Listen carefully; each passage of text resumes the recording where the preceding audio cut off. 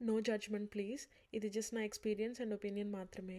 ఒకప్పుడు వీకెండ్స్ వస్తున్నాయంటే మంచిగా రెస్ట్ తీసుకోవచ్చు, లేదా ఎక్కడికన్నా వెళ్ళొచ్చు అని చాలా ఎక్సైటెడ్‌గా ఉండేది. ఇప్పుడైతే ఒక్కొక్కసారి వీకెండ్ వస్తుందంటేనే గుండెల్లో భయం పట్టుకుంటది.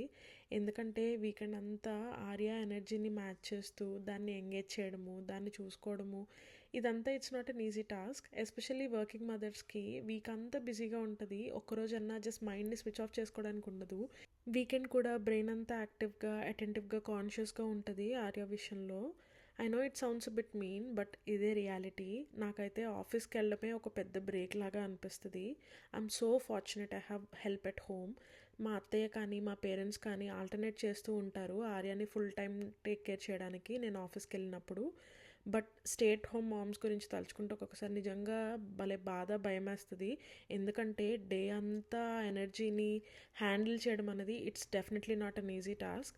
సో కిడ్స్ని ప్లాన్ చేసుకునే వాళ్ళు మీకు కానీ వీలైతే ఖచ్చితంగా మీకు ఒక ఫుల్ టైం హెల్ప్ ఇంట్లో ఉండేలా చూసుకోండి. మీ పేరెంట్స్ అయినా ఎవరైనా. It would make a lot of difference.